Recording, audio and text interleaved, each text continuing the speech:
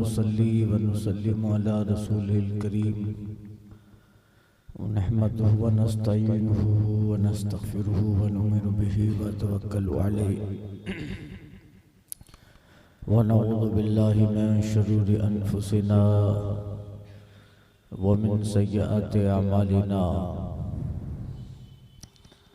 मन यहदिहिल्लाहु फला मुदिल्ल लहु व मन युद्लिलहु फला हादिय लहु व नशहदु अन ला इलाहा इल्लल्लाहु वहदहु ला शरीक लहु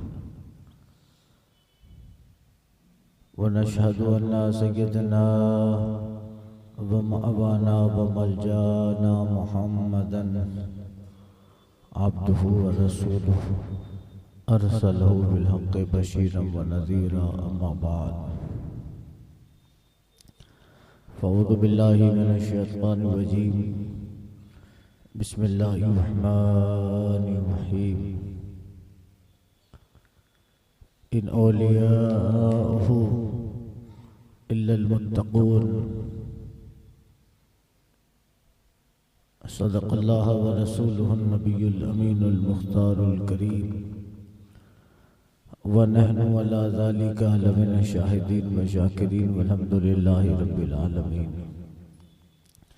बारगाह रहमत आलम रहमत तमाम जाने आलमीन मरकज़ी अक़ीदत ख़त्मी मरतबत हुज़ूर अहमद मुज्तबा मुहम्मद मुस्तफ़ा सल्लल्लाहु अलैहि वसल्लम में दुरूद शरीफ का नजराना मोहब्बत पेश करे। पढ़े अल्लाहुम्मा सल्लि अला सय्यदना व मौलाना मुहम्मदिन व आलिहि व सहबिहि अजमाइन। हर दर्द की दवा है सल्ले अला मोहम्मद, हर दर्द की दवा है सल्ले अला मोहम्मद, तावीज़ हर बला है सल्ले अला मोहम्मद। काबे की बद्र दुजा तुम पे करोड़ों दुरूद, तैयबा के शम्सु दुहा तुम पे करोड़ों दुरूद। तुम हो हफीज़ व मुगीस, क्या है वो दुश्मन खबीस, तुम हो तो फिर खौफ क्या तुम पे करोड़ों दुरूद। आँख अता कीजिए उसमें ज़िया दीजिए, जलवा करीब आ गया तुम पे करोड़ों दुरूद। हमने ख़ता में न की तुमने अता में न की, कोई कमी सरवरा तुम पे करोड़ों दुरूद। जाए ना जब तक गुलाम, खुल्द है सब पर हराम, मिल्क तो है आपका तुम पे करोड़ों दुरूद। काम वो ले लीजिए जो तुमको राज़ी करे, ठीक हो नामे रज़ा तुम पे करोड़ों दुरूद। अल्लाह ने कुरान मजीद में फरमाया, एक आयत करीमा बड़ी मशहूर है, इन्नल्लाह व मलाइकतुहु युसल्लूना अलन नबी। बेशक अल्लाह और उसके फरिश्ते ये नबी सल्लल्लाहु अलैहि वसल्लम पर दरूद भेजते हैं। ऐ ईमान वालों सल्लु अलैहि वसल्लिमु तस्लीमा, तुम भी खूब खूब नबी सल्लल्लाहु अलैहि वसल्लम पे दरूद व सलाम भेजा करो। अल्लाह अपने नबी सल्लल्लाहु अलैहि वसल्लम पे दरूद भेजता है और उम्मती जब हुजूर की बारगाह में दरूद भेजे तो भी वो सलामती की दुआ होती है, सल्लिम अलैहि, उन पे सलामती उतार। कुछ बातें उनकी अहमियत, कुछ चीज़ें इंदल्लाह उनका इतना बड़ा मकाम है कि वो चीज़ें फ़र्ज़ व वाजिब तो न हुई ज़्यादा, मगर कबूलियत और बारगाह रब में करीब होने के लिए वो चीज़ें बड़ी अहम हैं। उनमें दरूद पाक है। ज़िंदगी में एक मर्तबा दरूद शरीफ पढ़ना फ़र्ज़ है, ज़िंदगी में एक मर्तबा दरूद पढ़ना फ़र्ज़ है। और बाद उलमाए किराम लिखते हैं कि जब हुजूर का नाम आए तो दरूद शरीफ पढ़ना वाजिब है। जब हुजूर का नाम आए तो सल्लल्लाहु अलैहि वसल्लम कहना ये भी दुरूद शरीफ है। सल्लल्लाहु ताला अलैहि वसल्लम हुजूर के नाम के साथ हम लोग कहते हैं, जब आका का नाम आता है तो बोलते हैं सल्लल्लाहु ताला अलैहि वसल्लम, ये भी दुरूद शरीफ है। फिर अलग अलग उसके दुरूद शरीफ है, मगर ये मशहूर है सल्लल्लाहु ताला अलैहि वसल्लम। तो बाज़ उलमा कहते हैं कि जब भी हुजूर का नाम सुने तो एक ही मजलिस में अगर चंद बार हुजूर का नाम सुने तो पहली मर्तबा जब हुजूर का नाम सुना तो वो एक मर्तबा दुरूद शरीफ पढ़ना वाजिब हो गया। उसकी बेशुमार बरकतें हैं और साहबा किराम रिज़वानुल्लाह अलैहिम अजमईन जहाँ नमाज, रोज़ा, इबादत, बंदगी, इन सब चीज़ों में साहबा लगे हैं, वहाँ उनके लिए हुजूर अलैहिस्सलातु तस्लीम ने ऐसी राहें हमवार की। कुछ साहबा तो ऐसे थे, एक साहबी हज़रत अबू हुरैरा कहते या रसूलल्लाह मैं आधा दिन दुरूद शरीफ में दे दूं। हुजूर कहते हैं ज़्यादा हो तो बेहतर है। इस तरह वो कहते रहे तो कहते हैं कि पूरा दिन में दुरूद पढ़ूंगा। अब ये कुर्ब का बारगाह रिसालत में हुजूर की बारगाह में बंदे के करीब होने का इतना बड़ा ज़बरदस्त ज़रिया है कि इससे करीब हो जाता है हुजूर के। और जो बारहा हुजूर पे दुरूद शरीफ की आदत बना लेता है तो फिर हदीस शरीफ में आया वो खुश नसीब बंदे जिन्हें कब्र की मिट्टी नहीं खाती, उन सब में जो दफन किए जाए और वो ज़मानों तक कब्र में सलामत रहे, उसके कफन में दाग न लगे, उनके जिस्म में दाग न लगे। चंद चीज़ें जो बताई कि जो ज़मानों सदियों तक कब्र में रहे, सलामत रहे और उन्हें कुछ ना हो, जैसे हाफिज़ कुरान है, आलिम बाअमल है। इसी तरह जो हुजूर पे दरूद पढ़ने वाला है उन्हें भी कब्र की मिट्टी नहीं खाती है। और हुजूर फरमाते हैं मैं क़यामत के दिन इन्हें पहचानूंगा, उनके होंठ और उनके चेहरे चमकते होंगे, दुरूद शरीफ की वजह से उनके मुंह और उनके होंठों से नूर निकलता होगा, उन्हें मैं पहचानूंगा, उनकी शफाअत होगी, उन्हें दाखिल जन्नत किया जाए। ये अल्लाह ने कुछ चीज़ें ऐसी रखी है कि जिनके बेशुमार फ़वाइद में दुनिया में भी उसके फ़ायदे हैं, आखिरत में तो है ही, दुनिया में भी उसके फ़ायदे हैं। ये क्यों है? ताकि बंदा इधर उधर के लग़्व बातों से बच जाए, लहवियात से बच जाए, लग़वियात से बच जाए, ज़बान से इधर उधर जो भी अल्फाज निकलते हैं गुनाह में लिखे जाए, बदी हो जाए। तो बेहतर है कि बंदे की ज़बान ज़िक्र मुस्तफ़ा से तर रहे, आका की नातों से उसकी ज़बान तर रहे। वो चले तो दरूद पढ़ता हो, वो बैठे तो दरूद पढ़ता हो, वो लेटा हो तो दरूद पढ़ के यहाँ तक कि उसकी आदत बन जाए। फिर जब बिल्कुल आदत बन जाती है तो हम माजी में सूफिया किराम को देखते हैं, हज़रत ख्वाजा बाक़ी बिल्लाह हो, हज़रत शेख मुजद्दिद अल्फसानी हो, हज़रत निज़ामुद्दीन महबूब औलिया हो, अल्लाहु अकबर, इनकी आदत करीमा कि फिर इस कदर कसरत दुरूद शरीफ की करते, फिर वो सोए रहते, ज़बान उनकी खामोश है, होंठ बंद है, मगर फिर दिल उनका दुरूद मुस्तफ़ा पढ़ रहा है। मैं सो जाऊं या मुस्तफ़ा कहते कहते, खुले आम सल्ले अला कहते कहते। तो ये आक़ाई करीम सल्लल्लाहु अलैहि वसल्लम की बारगाह में दरूद मुक़द्दस का क़ुर्ब है। अब क़ुर्ब दरूद मुक़द्दस की वजह से क़ुर्ब है। आक़ाई करीम सल्लल्लाहु अलैहि वसल्लम उन्हें बहुत नवाजते, दुनिया में तो उसके फ़वाइद हैं, मगर याद रखिए सब सारे फ़ायदे सुन्नी हजरात के लिए हैं। तो ईमान अक़ीदे के साथ बारगाह रसूल सल्लल्लाहु अलैहि वसल्लम में दरूद मुक़द्दस पेश करते हैं। बेशुमार हमारे हिंदुस्तान के बादशाह गुजरे थे, हजरत मुहियुद्दीन औरंगज़ेब आलमगीर मुजद्दिद हैं अपने ज़माने के, और वली बा कामिल है, और 12 या 13 साल तक कंटिन्यू नमाज तहज्जुद पढ़ने वाला, जो असर की नमाज गैर सुन्नत गैर मुक्तदा कभी भी न छोड़ने वाला। दिल्ली की जामे मस्जिद का मुअज्जिन कहता है सबसे आखिर में मस्जिद से निकलने वाला, और जब मैं फजर की नमाज से पहले अजान देने के लिए मस्जिद के दरवाजे खोलता तो सबसे पहले अगर मस्जिद में कोई तहज्जुद पढ़ के कुरान पढ़ता मुझे दिखाई देता तो बादशाह हिंद औरंगजेब आलमगीर होता था। अल्लाह अकबर। उस जमाने का अजीम शान बादशाह, आज के हिंदुस्तान का नहीं, उसका उस हिंदुस्तान का अनडिवाइडेबल इंडिया, गैर मुनक़सिम, जिसमें भूटान भी है, पाकिस्तान भी है, बांग्लादेश भी है, नेपाल भी है, उस जमाने का अनडिवाइडेबल इंडिया, उसके एक सिरा ईरान पे लगता है, दूसरा जो है चाइना पे, तीसरे पे समंदर शुरू है। इतने जबरदस्त मुल्क का एक तनहा बादशाह औरंगजेब आलमगीर रहमतुल्लाह ताला अलैह।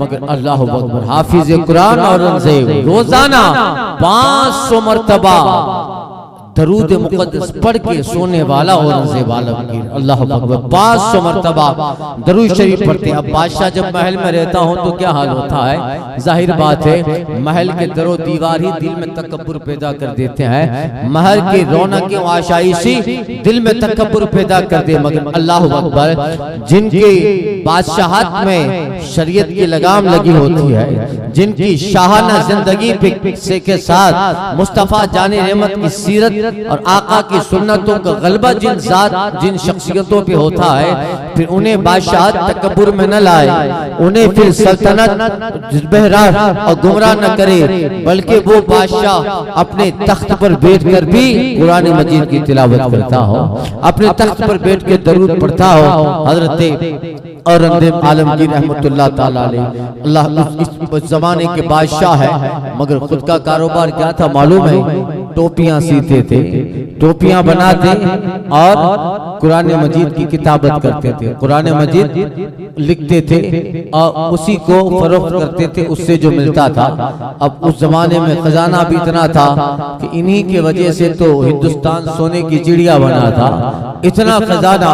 मगर खुद लिख रहे हैं किताबत कुरान मजीद की, टोपियां सीते हैं और उसी से गुजारा होता है, उसी से घर चलता है। बाकी जो है वो मेरा नहीं है, वो मुसलमानों का है, वो हिंदुस्तानियों का है, वो अहले हिंद का है, ये लोगों का, अल्लाह के बंदों का माल है। मैं कभी भी उस पे नजर न करूं, कभी हाथ न बढ़ाए, कभी उसकी तरफ पलके नहीं। ऐसा खौफ खुदा था, ऐसा दिल में खशियत इलाही थी कि अल्लाह पकड़ेगा, अल्लाह ने तख्त दिया है, अल्लाह ने ताज दिया है, कुर्सी पे बिठाया है, तो फिर अल्लाह के अगर कानून अहकाम और मुस्तफा की शरीयत पे चले तो अजर भी बहुत बड़ा मिलेगा, सवाब भी बहुत बड़ा मिलना है।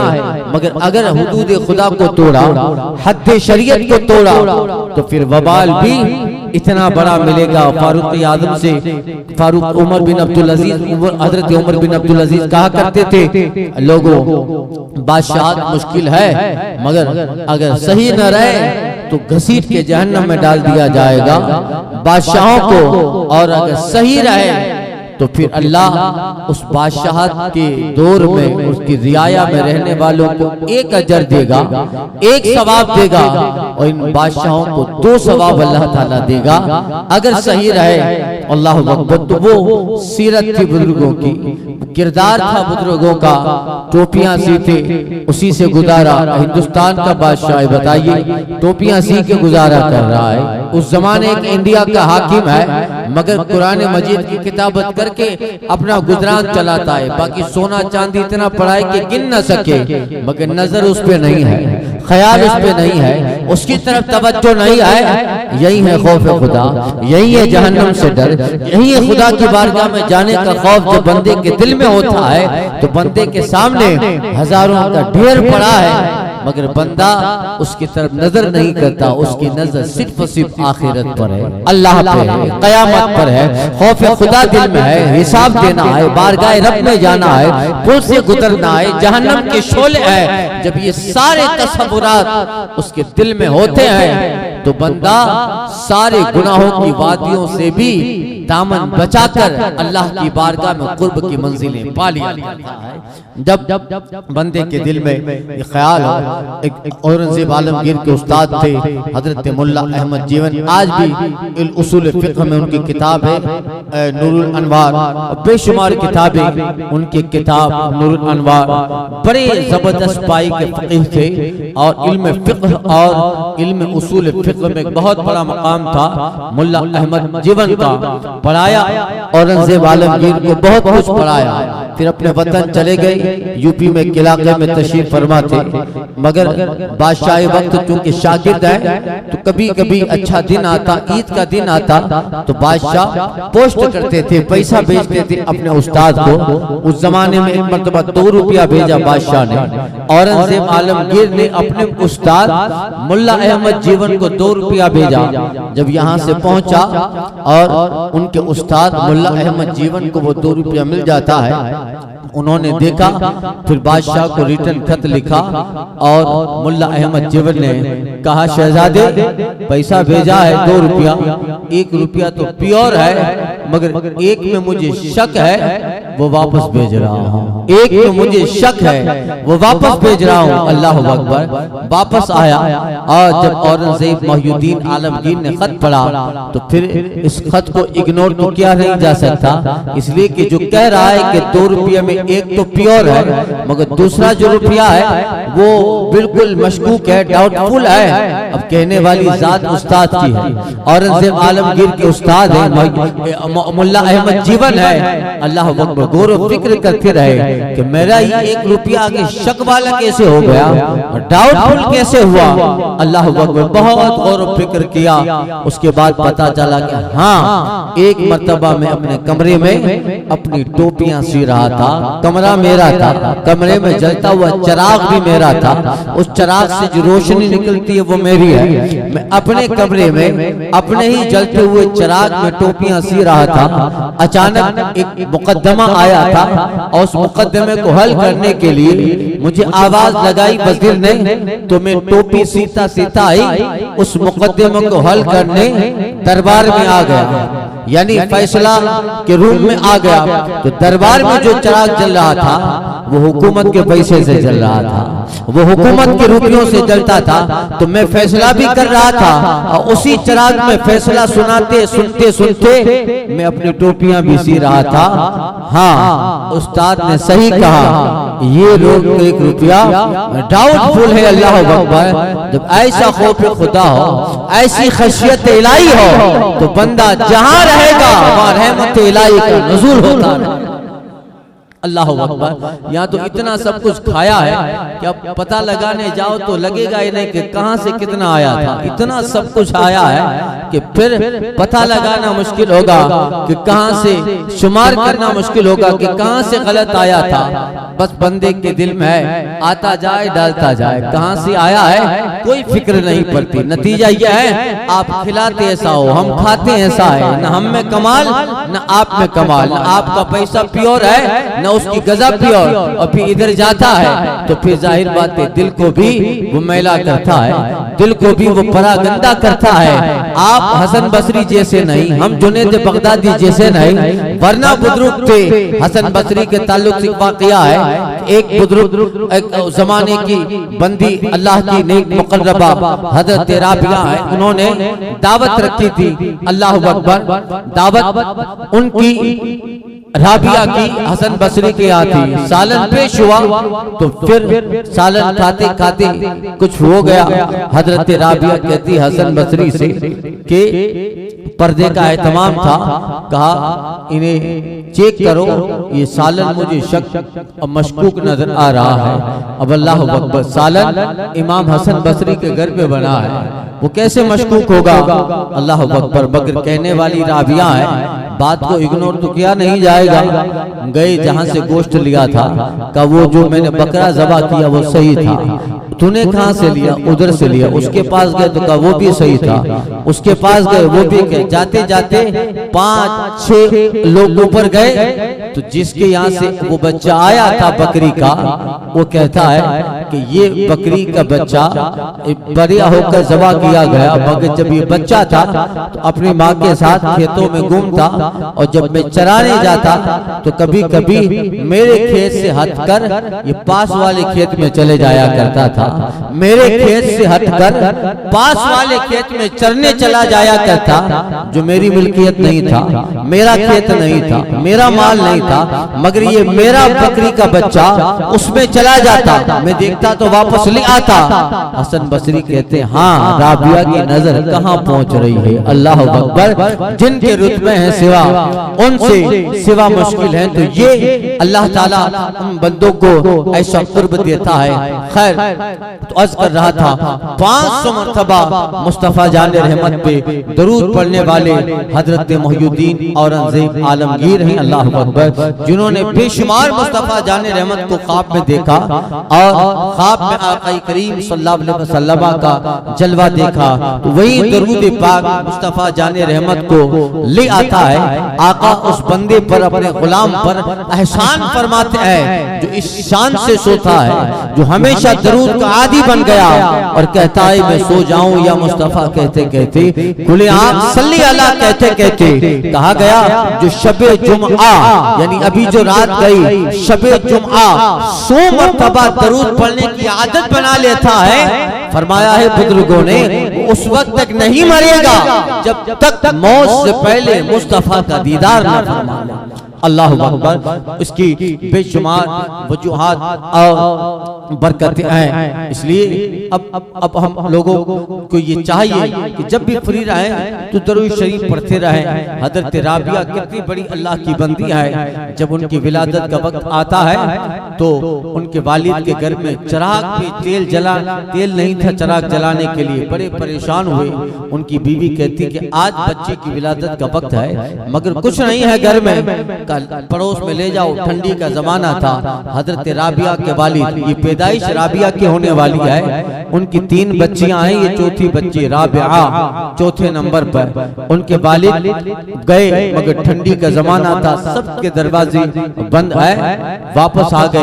अब रोने लगे कि मुझे अपनी गरीबी पे कभी अफसोस न हुआ मगर आज मुझे अफसोस होता है कि मेरे यहाँ बच्ची की विलादत का वक्त करीब है, डिलीवरी का वक्त करीब है और मेरे घर में जलाने के लिए तेल तक नहीं है कि मैं चिराग जलाऊं।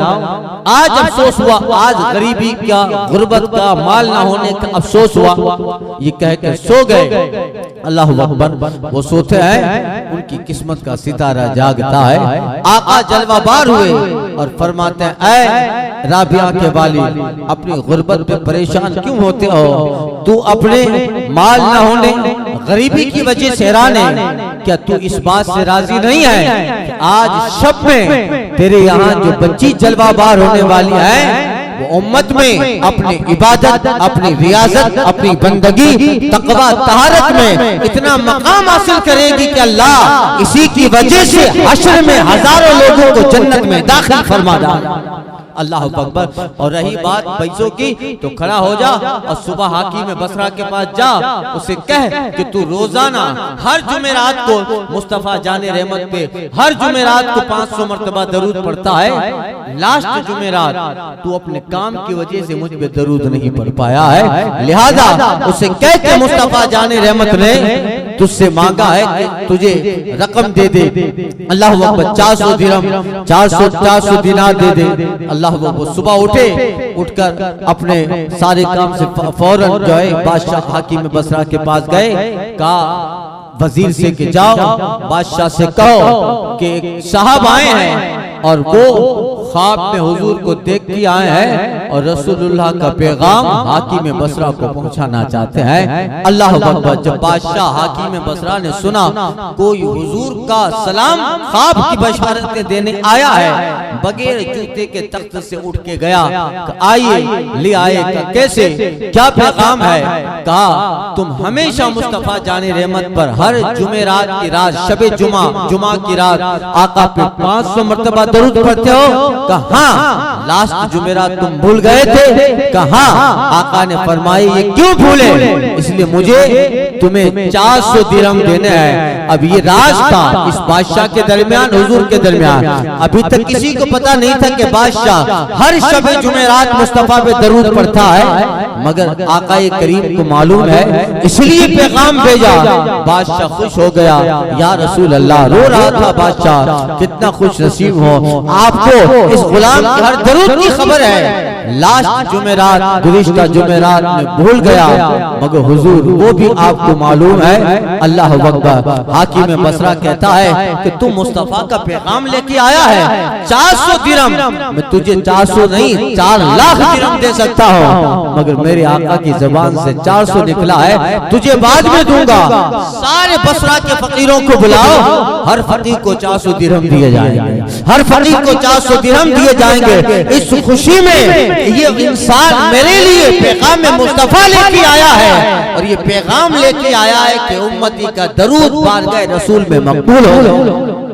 अल्लाह अकबर। इसलिए जो है आका करीम सल्लल्लाहु अलैहि वसल्लम पे दरूद शरीफ की फजीलत है, पढ़ते रहें, फ्री हो तो पढ़ते रहें, और जबान ऐसे फ्री न रहे। जा रहा है लंबा दरूद शरीफ नहीं आता तो सिर्फ सल्लल्लाहु अलैहि वसल्लम कीजिए, ये भी दरूद शरीफ है, सल्लल्लाहु ताला अलैहि वसल्लम, सल्लल्लाहु ताला अलैहि वसल्लम, ये कह लीजिए, ये भी दरूद शरीफ है। जबान तर रहेगी दरूद से, सलाम से दुनिया में बरकतें मिलेगी। हमेशा जो दरूद पे पढ़ता है वो कभी कोढ़ के मर्ज में मुब्तला नहीं होगा, वो कभी अंधा नहीं होगा, वो कभी मजनून नहीं होगा, वो कभी पागलपन के दौरे का शिकार ना होगा, उसकी रीढ़ की हड्डी का कभी मर्ज ना होगा, उसे बर्स के कभी दाग ना होंगे, वो कभी भी गुमराह ना होगा। ये सारे दुनिया के फायदे हैं, ईमान सलामत, बड़ी बीमारियों से, वबाओं से महफूज रहेगा, और आखिरत में उसके होंठ चमकते होंगे, मुस्तफा शफात करके जन्नत में अपने साथ ले जाएंगे। अल्लाह अकबर। तावीज़े हर दर्द की दवा है, सल्ली अला मोहम्मद, तावीज़े हर बला है, सल्ली अला मोहम्मद। इसलिए आका करीम की बारगाह में मेरा इमाम दरूद व सलाम पेश करता है। काबे के बदरू तुजा, तुम पे करोड़ों दरूद, तैयबा की शम्सुद दुहा, तुम पे करोड़ों दरूद, तुम हो हफीज़ व मुगीस, क्या है वो दुश्मन खबीस, तुम हो तो फिर खौफ किया, तुम पे करोड़ों दरूद, आग अता कीजिए उसमें जिया दीजिए, जलवा करीब आ गया, तुम पे करोड़ों दरूद, और कोई गैब क्या तुमसे निहा हो भला, जब न खुदा ही छुपा, तुम पे करोड़ों दरूद, बरसे करम की भरन, फूले नियम के चमन, ऐसी चला दो हवा, तुम पे करोड़ों दरूद, बरसे करम की भरन, फूले नियम के चमन, ऐसी चला दो हवा, तुम पे करोड़ों दरूद, ऐसों को नेमत खिला, ऐसों को ऐसी कजा, तुम पे करोड़ों दरूद। और कहते हैं काम वो ले लीजिए, तुमको जो राजी करे, ठीक हो नामे रजा, तुम पे करोड़ों दरूद, हर दर्द की दवा है, सल्ली अला मोहम्मद, तावीज़े हर बला है, सल्ली अला मोहम्मद। मैं सो जाऊं या मुस्तफा कहते कहते, खुले आँख सल्ली अला कहते कहते। अस्सलाम वालेकुम रहमतुल्लाहि व बरकातहू। खड़े होकर सफेद